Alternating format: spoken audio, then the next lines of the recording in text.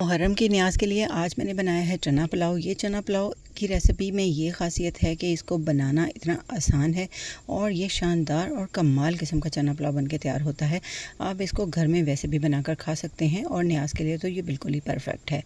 बड़ा पतीला ले लिया है, इसके अंदर जो है वो मैंने 1 कप ऑयल डाला था और इसको अच्छी तरह से गर्म कर लिया है। प्याज बारीक स्लाइसेस में काट लेने हैं क्योंकि पुलाव की ये ख़ासियत है, जितने अच्छे प्याज कटे होंगे उतना ही पुलाव जो है वो अच्छा बन के रेडी होगा। यहाँ पे मैंने ले ली हैं डबल स्टीम बासमती राइस। इनको जब मैंने भिगोया है, जब मैंने प्याज जो है वो चूल्हे पर रख दिए थे ब्राउन होने के लिए, प्याज यहाँ पे ब्राउन हो गए हैं और उसके बाद यहाँ पे लहसुन, अदरक, हरी मिर्च और टमाटर ले लिया है। इसका पेस्ट भी बना के डाला जा सकता है, उसको जो है वो साबुत भी डाला जा सकता है बारीक मोटा चॉप करने के बाद। मसाले चले जाएंगे, इसमें पुलाव मसाला डाला है मैंने, थोड़ा सा बिरयानी मसाला डाला है और इसके बाद जाएगा इसमें नमक, लाल मिर्च, मोटी कुटी लाल मिर्च जाएगी, ज़ीरा जाएगा और कुछ खड़े मसाले जाएंगे।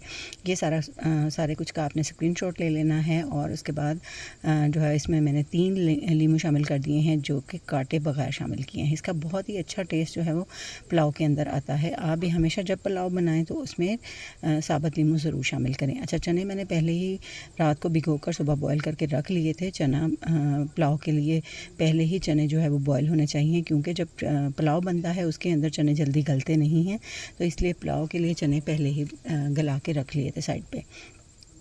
पानी शामिल कर दिया है, जो चनों में से यखनी निकली थी वो मैंने ऐड कर दी है। उसके बाद चने इस तरह से भूनने के बाद यखनी ऐड की है। उसके बाद इसमें चावल शामिल कर दिए हैं जैसे ही बॉयल आया है और अच्छी तरह से इसको मिक्स कर लेना है। इस स्टेज पे आपने नमक चख लेना है। इमली डालना मैं भूल गई थी, इमली डालना ऑप्शनल है। अगर आपको थोड़ा सी खटास पसंद है तो आप डाल सकते हैं, वरना टमाटर के साथ भी अच्छा जायका आ जाता है। इस तरह से फिर जब इसका पानी वगैरह ड्राई हो जाएगा तो इसको हमें अच्छी तरह से पानी को ड्राई कर लेना है। टेस्ट चेक कर लेना है, नमक मिर्च जैसे ही आपको मसाले जिस तरह के पसंद हो उस तरह के आप इसमें डाल सकते हैं। लेकिन मैंने नॉर्मल बच्चों के लिए और बनाना था इसको, तो मैंने इतना इसको स्पाइसी नहीं बनाया। लेकिन इसमें हरी मिर्चें और दम के टाइम पे यहाँ पे लेमन, हरी मिर्चें और कुछ मैंने धनिया शामिल कर दिया था। इससे बहुत ही अच्छा टेस्ट जो है वो पुलाव के अंदर आता है। नमक वगैरह हर चीज़ इसमें परफेक्ट थी। दम लगा दिया है इसे 10 से 15 मिनट का। उसके बाद इसको दम को खोलेंगे और मुहर्रम की न्याज़ जो है वो हम तकसीम कर देंगे, बच्चों में बड़ों में जैसे भी आपको आसानी हो।